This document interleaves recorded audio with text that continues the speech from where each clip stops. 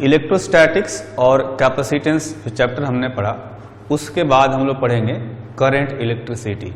यूं कह सकते हैं कि हमने इलेक्ट्रोस्टैटिक्स अभी कंप्लीट किया है, अब हम लोग इलेक्ट्रोडायनेमिक्स की तरफ जा रहे हैं। इलेक्ट्रोस्टैटिक्स में क्या होता था, चार्ज हमेशा स्टेशनरी रहता था और बाई चांस अगर कभी मूव भी कराते थे तो स्लोली मूव कराते थे। यहां पर क्या है कि चार्ज मूव करता है, ठीक है। इलेक्ट्रोस्टैटिक्स में हमने पढ़ा था कि किसी कंडक्टर के अंदर नेट इलेक्ट्रिक फील्ड जीरो होता है ना, लेकिन करंट इलेक्ट्रिसिटी में ऐसा नहीं होता है। क्यों? क्योंकि इसमें चार्ज जो है वो मोशन में होता है। जैसा कि हमने इलेक्ट्रोस्टैटिक्स में पढ़ा कि जब भी किसी चार्ज को, मान लेते हैं 4 इलेक्ट्रॉन हमने कंडक्टर के अंदर छोड़ दिया है ना, तो क्या होता है, ये एक दूसरे को रिपेल करने लगते हैं और ये बाउंड्री की तरफ, सरफेस की तरफ मूव करते हैं। जब तक ये सरफेस पर पहुंच नहीं जाते हैं तब तक अंदर इलेक्ट्रिक फील्ड होता है। क्यों? क्योंकि एक दूसरे पर फोर्स लगा रहे होते हैं, है ना। लेकिन जब ये बाउंड्री पर पहुंच जाते हैं तो वहां जाकर के ये स्टेशनरी हो जाते हैं, रुक जाते हैं, और जब ये स्टेशनरी हो जाते हैं तब अंदर इलेक्ट्रिक फील्ड जीरो हो जाता है। ध्यान रहे कि जब ये चार्जेज सेंटर से या बीच का कोई पोर्शन है वहां से सरफेस की तरफ मूव कर रहे होते हैं तब अंदर इलेक्ट्रिक फील्ड जीरो नहीं होता है, तब अंदर इलेक्ट्रिक फील्ड होता है। लेकिन जब सरफेस पर पहुंच जाते हैं, वो जाकर के रुक जाते हैं, तब अंदर इलेक्ट्रिक फील्ड जीरो हो जाता है, ठीक है। बिल्कुल वैसा ही यहां भी कर सकते हैं कि यहां पर चूंकि चार्जेज हमेशा मूव कर रहे होते हैं, हमेशा डायनेमिक मोड में रहते हैं, इसलिए इसके अंदर इलेक्ट्रिक फील्ड होता है, ठीक है। तो जनरली हम लोग जानते हैं कि जो चार्ज है वो हमेशा हाई पोटेंशियल से लो पोटेंशियल तक की तरफ फ्लो करने की कोशिश करता है। मतलब अगर बात करें पॉजिटिव चार्ज की तो हमेशा हाई पोटेंशियल से लो पोटेंशियल की तरफ फ्लो करता है ना। तो यहां पर चार्ज को फ्लो कराने के लिए हमें पोटेंशियल डिफरेंस क्रिएट करना पड़ता है। मतलब एक पॉइंट हाई पोटेंशियल पर होना चाहिए, दूसरा पॉइंट लो पोटेंशियल पर होना चाहिए, तभी जाकर के करंट फ्लो करता है ना। और उसके लिए हम लोग क्या करते हैं, बैटरी यूज करते हैं। जैसे ये एक कंडक्टर है, इस कंडक्टर के 2 एंड्स को हमने किसी बैटरी से जोड़ दिया है ना। अब ये बैटरी है जिसका ईएमएफ है ई। हम लोग आगे बात करेंगे कि बैटरी का ईएमएफ क्या होता है, इसको इलेक्ट्रोमोटिव फोर्स कहते हैं, इसको हम लोग आगे पढ़ेंगे। अभी हम लोग ये जानते हैं कि ये जो बैटरी है ये केवल पोटेंशियल डिफरेंस क्रिएट करने के लिए यूज किया जाता है। तो इसको हम लोग पोटेंशियल डिफरेंस जब क्रिएट कर देंगे, जैसे ये बड़ा सा प्लेट दिखाया, ये हायर पोटेंशियल पर होता है, ये छोटा सा प्लेट दिखाया, ये लोअर पोटेंशियल पर होता है या निगेटिव प्लेट बोलते हैं। तो यहाँ का पोटेंशियल और यहाँ का पोटेंशियल दोनों हाई होगा, इक्वल होगा, है ना। तो यहाँ भी हाई पोटेंशियल हो जाएगा, यहाँ लो है तो यहाँ भी लो होगा। तो अब समझ सकते हैं कि जो कंडक्टर है, कंडक्टर में एक एंड हाई पोटेंशियल पर है और दूसरा एंड लो पोटेंशियल पर है। ये हो गया हाई पोटेंशियल वाला एंड और ये हो गया लो पोटेंशियल वाला एंड। तो इसका मतलब ये हुआ कि इलेक्ट्रिक फील्ड इधर होना चाहिए, है ना। जैसा कि हमने इलेक्ट्रोस्टैटिक्स में पढ़ा कि इलेक्ट्रिक फील्ड के डायरेक्शन में जाने पर पोटेंशियल डिक्रीज होता है। तो हाई से लो मतलब कि इधर जाने पर पोटेंशियल डिक्रीज हो रहा है, तो इसी डायरेक्शन में इलेक्ट्रिक फील्ड होना चाहिए। अगर कंडक्टर के अंदर कोई इलेक्ट्रिक फील्ड है तो ये चार्जेज पर फोर्स लगाएगा। अगर मैं एक इलेक्ट्रॉन यहाँ छोड़ता हूँ तो इस इलेक्ट्रॉन पर यह इलेक्ट्रिक फील्ड उल्टा डायरेक्शन में फोर्स लगाएगा, क्योंकि चार्ज जो है इलेक्ट्रॉन पर जो चार्ज होता है वो निगेटिव चार्ज होता है, तो फोर्स इस पर लगेगा इधर की तरफ, है ना। तो इलेक्ट्रॉन इधर जाने लगेंगे। इलेक्ट्रॉन इधर जाने का मतलब हुआ कि करंट जो है वो इस डायरेक्शन में फ्लो करेगा, यानी कि इलेक्ट्रिक फील्ड इधर है उसी डायरेक्शन में करंट फ्लो करेगा, ठीक है। तो अब है हम आते हैं कि करंट का डिफिनीशन क्या होता है। करंट का डिफिनीशन होता है it is rate of flow of charge through a cross section of conductor. मतलब यह है कि जो कंडक्टर है इसका अगर मैं कोई क्रॉस सेक्शन ले लेता हूं तो इस क्रॉस सेक्शन से 1 सेकेंड में कितना चार्ज फ्लो करता है उसको हम लोग कहते हैं करंट, ठीक। ये तो हो गया इसका जस्ट डेफिनेशन। लेकिन करंट का अपना डायरेक्शन भी होता है, जैसा कि मैंने बताया कि इलेक्ट्रिक फील्ड के डायरेक्शन में करंट फ्लो करता है। तो इलेक्ट्रिक फील्ड जो करंट है उसके पास अपना डायरेक्शन भी है, फिर भी इसको हम लोग स्केलर कहते हैं। क्यों? क्योंकि जो वेक्टर के पास 3 प्रॉपर्टीज होती है उनमें से ये 2 को फॉलो करता है, 2 प्रॉपर्टी जिसके पास होती है, लेकिन तीसरी वाली प्रॉपर्टी नहीं होती। वेक्टर के पास 3 प्रॉपर्टी कौन कौन सी होती है? एक तो होना चाहिए उसके पास मैग्नीट्यूड, दूसरा होना चाहिए उसके पास डायरेक्शन, तीसरा होना चाहिए कि वो वेक्टर एडिशन रूल को फॉलो करना चाहिए। तो करंट जो है इसके पास 2 प्रॉपर्टीज होती है, यानी कि मैग्नीट्यूड भी होता है, इसके पास डायरेक्शन भी होता है, लेकिन ये वेक्टर एडिशन रूल को फॉलो नहीं करता है। कैसे नहीं करता इसको देखते हैं। जैसे अगर मैं बात करूं डिस्प्लेसमेंट की, तो मान लेते हैं कि पहले x नीचे आया पार्टिकल, फिर x इधर गया, तो इसका डिस्प्लेसमेंट हम लोग कैसे निकालते हैं? डिस्प्लेसमेंट ऐसे निकालते हैं, कहेंगे कि इसका फाइनल डिस्प्लेसमेंट जो है √2x हुआ है ना। ये वेक्टर एडिशन रूल है, फ्री टेल से फ्री हेड को मिला देते हैं, ये डिस्प्लेसमेंट हो जाता है। लेकिन करंट के केस में ऐसा नहीं कर सकते। मान लेते हैं कि कोई ऐसा वायर है जिसमें से यहां से I करंट जा रहा है, यहां से I करंट जा रहा है। ऐसा नहीं कर सकते कि यहां से यहां √2I करंट जा रहा है। क्यों? क्योंकि ये वेक्टर एडिशन रूल को फॉलो नहीं करता है ना, और इसीलिए करंट को स्केलर क्वांटिटी कहा जाता है। कुछ लोग इसको टेंसर भी कहते हैं, है ना, लेकिन हम लोग सिर्फ 2 क्वांटिटीज के बारे में पढ़ते हैं, स्केलर और वेक्टर, जो हमारे सिलेबस में है। टेंसर जो है उसके बारे में हमें कुछ भी जानना नहीं है, हमारे सिलेबस से बाहर की चीज है। इसलिए हमें ध्यान रखना है कि जो करंट है वो हमारे लिए स्केलर क्वांटिटी है। ठीक, तो करंट का जो डायरेक्शन होता है वो किधर होता है उसके बारे में थोड़ा सा हम लोग जानेंगे, है ना। तो जैसा कि मैंने बताया कि इलेक्ट्रिक फील्ड के डायरेक्शन में करंट का डायरेक्शन होता है। Direction of current is along the flow of positive charge जिधर फ्लो हो रहा होगा, अगर यहां पे पॉजिटिव चार्ज छोड़ेंगे तो इलेक्ट्रिक फील्ड के पैरेलल जाएगा, इलेक्ट्रिक फील्ड के डायरेक्शन में जाएगा, इसलिए उस डायरेक्शन में करंट होगा, है ना। And opposite to flow of negative charge. Negative charge जैसे कि इलेक्ट्रॉन हो गया, तो इलेक्ट्रॉन जिधर फ्लो कर रहा होगा उसके अपोजिट डायरेक्शन में करंट का डायरेक्शन माना जाएगा। अगर इलेक्ट्रिक फील्ड लेफ्ट डायरेक्शन में जा रहा है तो करंट राइट डायरेक्शन में जाएगा। ठीक है, तो दोनों ही तरीके से, चाहे पॉजिटिव चार्ज फ्लो कर रहा हो या निगेटिव चार्ज फ्लो कर रहा या दोनों फ्लो कर रहा हो, करंट का डायरेक्शन जो है वो एक ही तरफ आएगा, I। यहां पर इलेक्ट्रिक फील्ड के डायरेक्शन में हम लोग बता सकते हैं। ठीक है, अब जो करंट है इसको 2 पार्ट में हम लोग डिवाइड करते हैं, या कह सकते हैं कि करंट जो है 2 टाइप का होता है। एक होता है इंस्टेंटेनियस करंट, मतलब current at any instant t, और एक होता है एवरेज करंट। एवरेज करंट हमेशा किसी इंटरवल में हम लोग फाइंड करते हैं। तो जब भी हमें इंस्टेंटेनियस करंट निकालना होगा तो निकालेंगे कुछ इस तरह से, dq/dt। जैसे आप इंस्टेंटेनियस स्पीड निकालते हैं तो ds/dt, इंस्टेंटेनियस एक्सेलरेशन निकालते हैं तो dv/dt, इंस्टेंटेनियस पावर निकालते हैं तो dw/dt। बिल्कुल उसी तरह से इंस्टेंटेनियस करंट निकालेंगे dq/dt डिफरेंशिएट करके।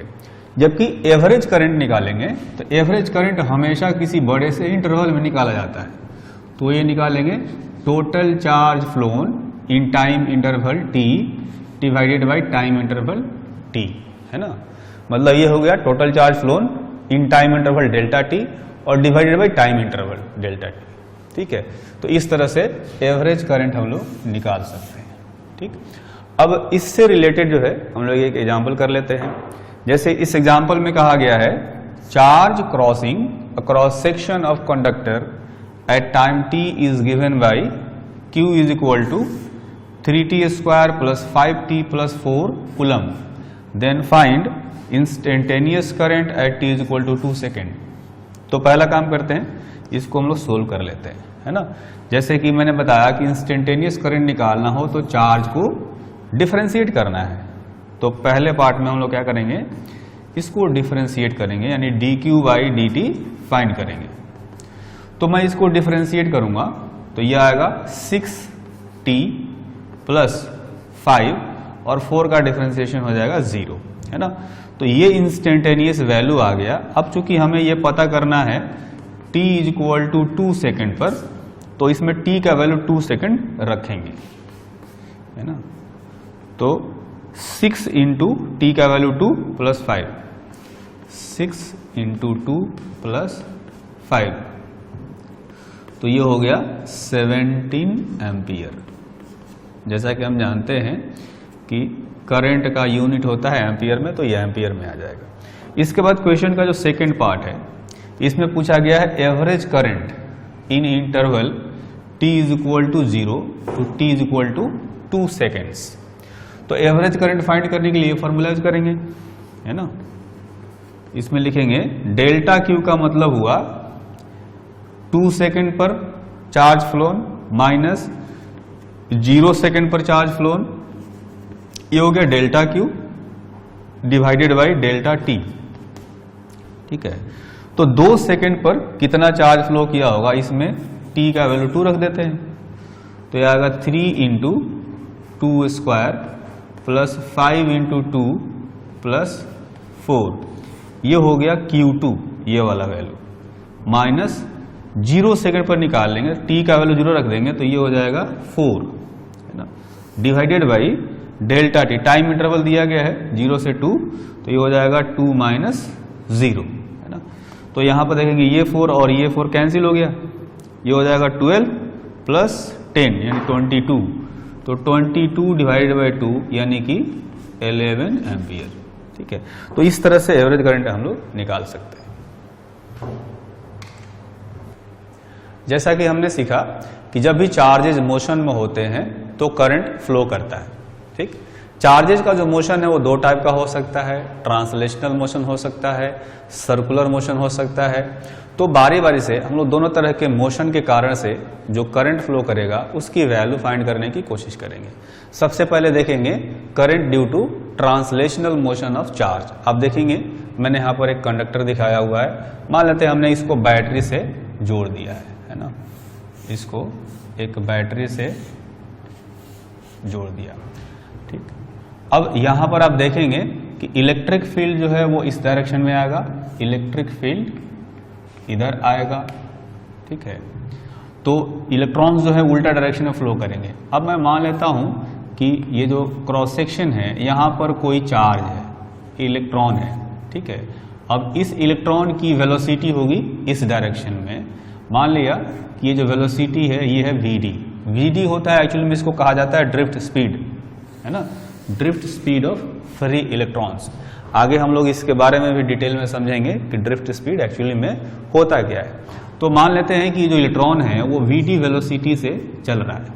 ये जो इलेक्ट्रॉन है वो डेल्टा टी टाइम में कितना डिस्टेंस ट्रेवल करेगा, distance travelled by free electron in delta T time interval, तो वेलोसिटी इंटू टाइम इंटरवल, इतना डिस्टेंस ट्रेवल करेगा।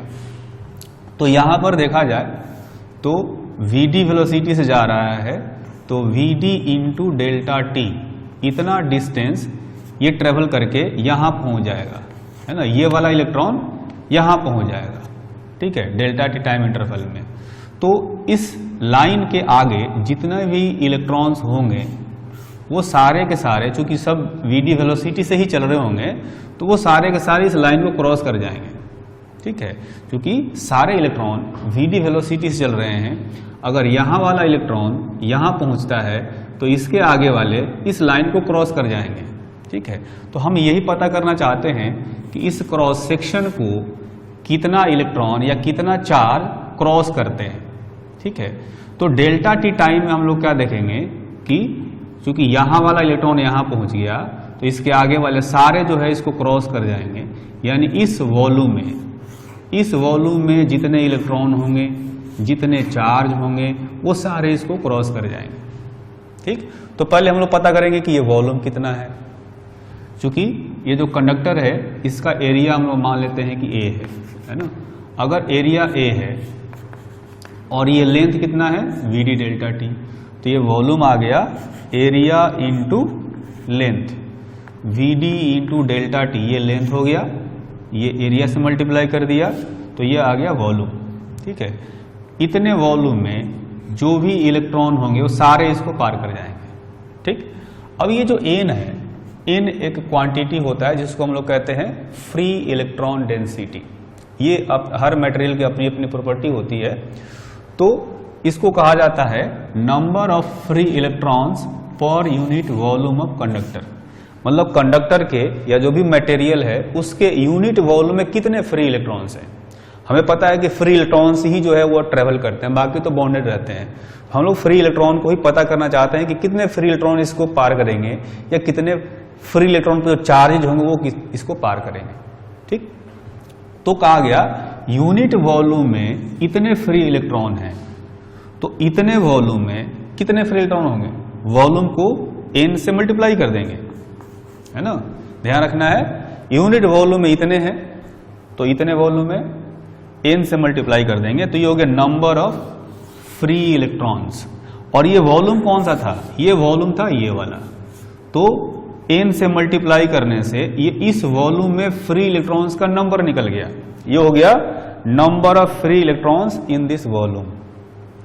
अब एक इलेक्ट्रॉन पर चार्ज कितना होता है, E, है ना। एक इलेक्ट्रॉन पर E चार्ज होता है तो इतने फ्री इलेक्ट्रॉन पर कितने चार्ज होंगे, E से मल्टीप्लाई कर देंगे इसमें। E से मल्टीप्लाई कर दिया। अब ये क्या हो गया, ये हो गया total charge inside this volume. इस वॉल्यूम के अंदर टोटल कितना चार्ज है, ठीक है, ये हो गया। अब हमें पता है कि ये सारा चार्ज जो इस वॉल्यूम में है वो सारा चार्ज इसको क्रॉस कर जाता है, ठीक है। तो मैं ये कह सकता हूं कि डेल्टा टी टाइम में इतना चार्ज जो है वो इसको क्रॉस कर गया है ना, क्योंकि डेल्टा टी टाइम में ही ये यहां से यहां पहुंचेगा। तो डेल्टा टी टाइम के अंदर इधर के सारे चार्ज इसको पार कर जाएंगे। तो अगर डेल्टा टी टाइम में इतने चार्ज पार करते हैं तो यूनिट टाइम में कितने पार करेंगे, डेल्टा टी से मैं डिवाइड कर देता हूं, ठीक है। तो ये हो गया charge crossing this cross section पर यूनिट टाइम, और इसी को तो हम लोग करंट कहते हैं। Charge crossing this cross section in unit time is called current. तो करंट की वैल्यू यहां से ये आई, इसमें हम लोग क्या करेंगे, डेल्टा टी और डेल्टा टी को कैंसिल कर देंगे, तो बचेगा current is equal to n, ये हो गया एन यानी फ्री इलेक्ट्रॉन डेंसिटी इंटू ई। ई क्या है, charge on free electron into cross sectional area of conductor into drift velocity of free electrons.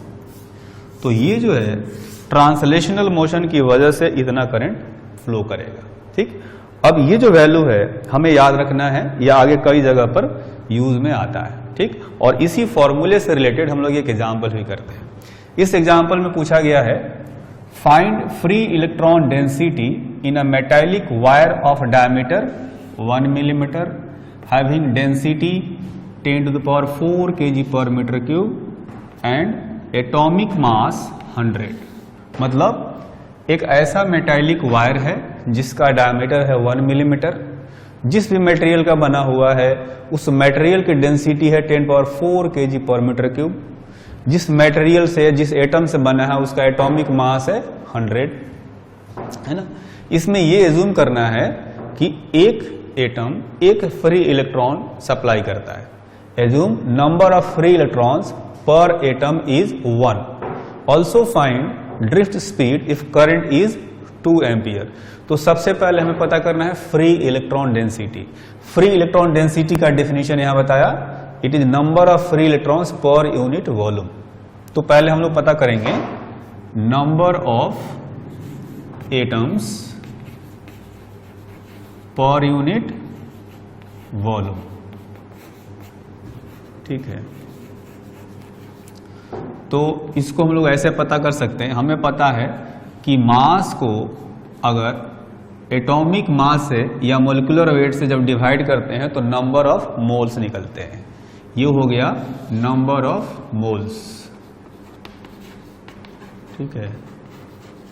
अगर कंडक्टर का जो भी वायर है, वायर का मास m है और जो भी एटॉमिक मास है उसके मटेरियल का या एटम का, तो एटॉमिक मास से डिवाइड कर दिया तो ये हो गया number of moles in wire, है ना। अब हमें पता है कि एक मोल का मतलब क्या होता है। एक मोल यानी कि एवोगाड्रो नंबर के equal atoms, 6.023 into 10 to power 23। ये जस्ट एक नंबर है। अगर मैं कहता हूं कि 1 मोल एटम्स मतलब कि इतने एटम्स, अगर मैं बोलता हूं कि 1 मोल पीपल मतलब कि इतने नंबर ऑफ पीपल, है ना। अगर मैं कहता हूं कि 1 मोल ट्रीज मतलब इतने नंबर ऑफ ट्रीज, ठीक है। तो यहां पर अगर इतने नंबर ऑफ मोल्स हैं तो कितने एटम्स होंगे? 1 मोल में इतने एटम्स होते हैं तो इतने मोल में मैं एवोगाड्रो नंबर से मल्टीप्लाई कर दूंगा, है ना। तो ये हो गया टोटल नंबर ऑफ एटम्स, ठीक है। ये हो गया टोटल नंबर ऑफ एटम्स। लेकिन हमें पूछा क्या गया है? Number of atoms per unit volume. तो मैं वॉल्यूम से डिवाइड कर देता हूं, है ना। तो ये हो गया number of atoms per unit volume. अब इसको थोड़ा सा सिंप्लीफाई करेंगे, है ना। ये जो टर्म्स हैं इनको थोड़ा सा रीअरेंज करते हैं। मैं लिखूंगा मास डिवाइडेड बाय वॉल्यूम। इस टर्म को और इस टर्म को एक साथ में कर लेते हैं और बाकी जो दोनों हैं एवोगाड्रो नंबर और एटॉमिक मास, इनको एक साथ में कर देते हैं, है ना। अब देखेंगे कि ये जो टर्म है इसको हम लोग कहते हैं volume density, mass by volume. ये होता है वॉल्यूम डेंसिटी, है ना, ठीक। तो इसको मैं ऐसे भी लिख सकता हूं, is equal to rho into Avogadro number by atomic mass. ये हो गया number of atoms per unit volume. यानी जो भी मेटेलिक वायर का बात किया गया है उसके यूनिट वॉल्यूम में इतने एटम्स हैं, ठीक।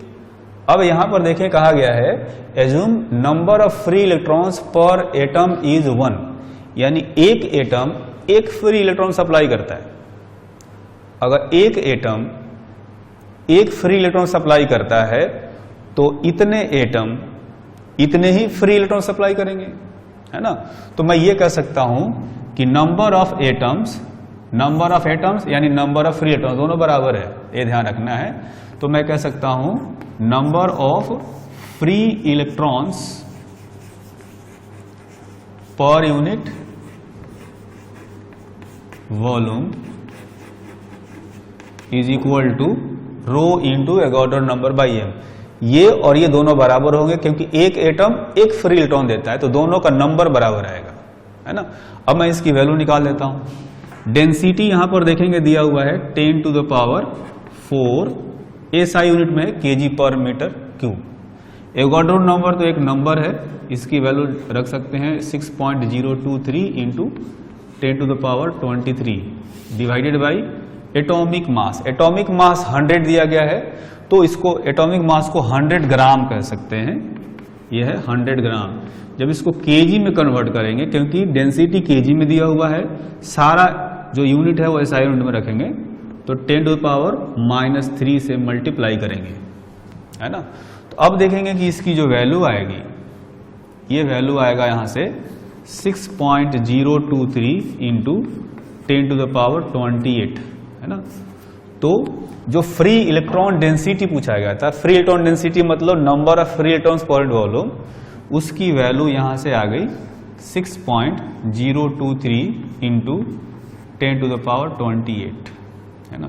ये कह सकते हैं इतने फ्री इलेक्ट्रॉन्स पर मीटर क्यूब, है ना।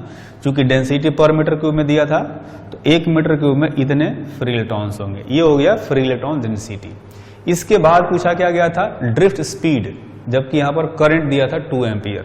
तो यहां जो फॉर्मूला हमने ड्राइव किया है I = NEAVD, इस फॉर्मूले को यूज करेंगे।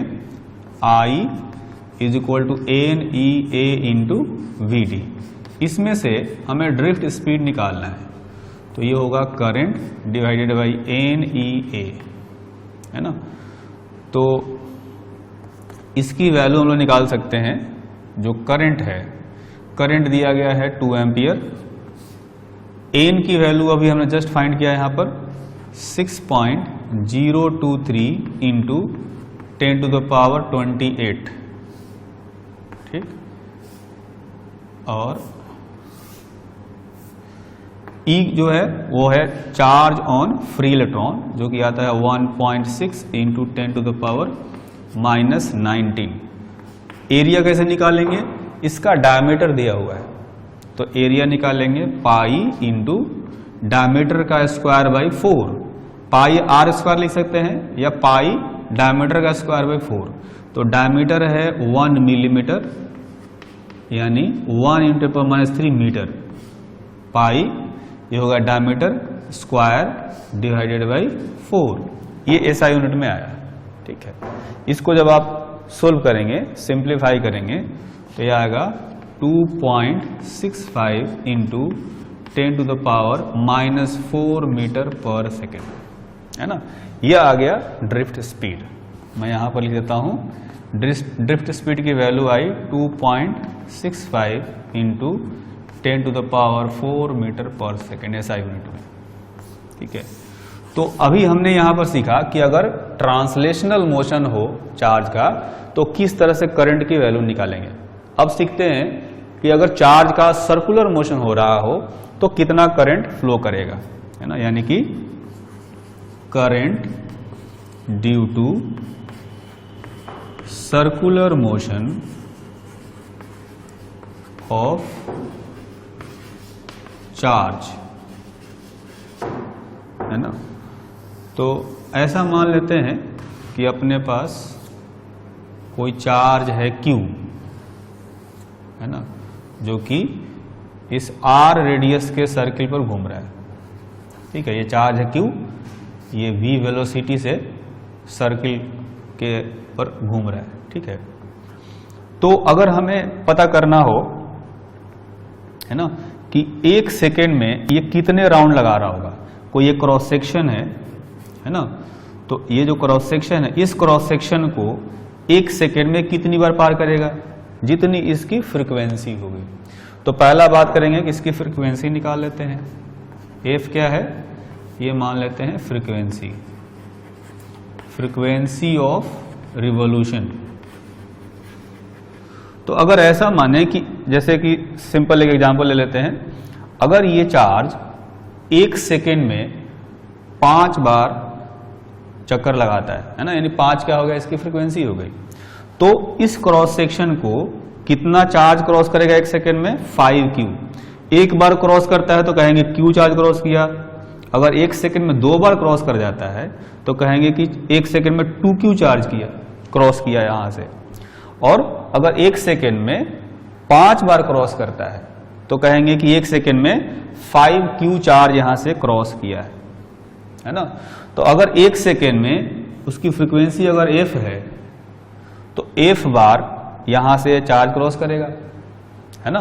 तो मैं ये कह सकता हूं कि 1 सेकेंड में F into Q charge cross करेगा। तो 1 सेकेंड में जितना चार्ज क्रॉस करेगा उसी को तो हम लोग करंट कहते हैं। तो करंट आएगा यहां पर चार्ज इंटू फ्रीक्वेंसी, है ना, इसे ध्यान रखना है। मैं एक बार इसको फिर से समझा देता हूं। जैसे अगर ये 1 सेकेंड में 1 चक्कर लगाता, यानी इसकी फ्रीक्वेंसी होती 1, ठीक है। तो मैं कहता यहां से कोई भी इसका पर एक क्रॉस सेक्शन ले लेंगे, 1 सेकेंड में Q चार्ज क्रॉस करता। अगर 1 सेकेंड में 2 चक्कर लगाता तो इसको 2 बार पार करता, तो मैं कहता 1 सेकेंड में 2Q चार्ज यहां से क्रॉस किया। अगर 1 सेकेंड में 5 बार क्रॉस करता है यही चार्ज, तो मैं कहूंगा कि 1 सेकेंड में 5Q चार्ज क्रॉस किया। तो ये 5 क्या है, एक्चुअली फ्रीक्वेंसी है। 1 सेकेंड में 5 बार 5 चक्कर लगाने का मतलब 5 फ्रीक्वेंसी हो गई। तो 1 सेकेंड में 5Q चार्ज क्रॉस किया, यानी करंट हो गया 5Q, जिसमें से 5 क्या है, फ्रीक्वेंसी है, यानी फ्रीक्वेंसी इंटू चार्ज, इसलिए करंट हो गया फ्रीक्वेंसी इंटू चार्ज। तो जब भी सर्कुलर मोशन कोई चार्ज कर रहा होगा तो उसके कारण से करंट हम लोग निकालेंगे, चार्ज को उसकी फ्रीक्वेंसी से मल्टीप्लाई करेंगे। अब ये जो फ्रीक्वेंसी है इसको हम लोग 1 टाइम पीरियड भी लिख सकते हैं, है ना। और टाइम पीरियड कैसे निकाल सकते हैं, 2πr डिवाइडेड बाई v, अगर v स्पीड से चल रहा हो तो ऐसे भी लिख सकते हैं, है ना। और जैसे कि हम लोग जानते हैं कि जो फ्रीक्वेंसी होता है, फ्रीक्वेंसी को ω/2π भी लिखा जाता है, ω/2π ऐसे भी लिख सकते हैं, ठीक है। तो कई तरीके से इसको लिखा जा सकता है, लेकिन ध्यान रखना है ये वाला जो है इंपॉर्टेंट है। जो चार्ज घूम रहा होगा वो चार्ज लेंगे और जितनी फ्रीक्वेंसी के साथ में घूम रहा होगा फ्रीक्वेंसी से मल्टीप्लाई कर देंगे तो एक बार में जो है वो करंट आ जाएगा।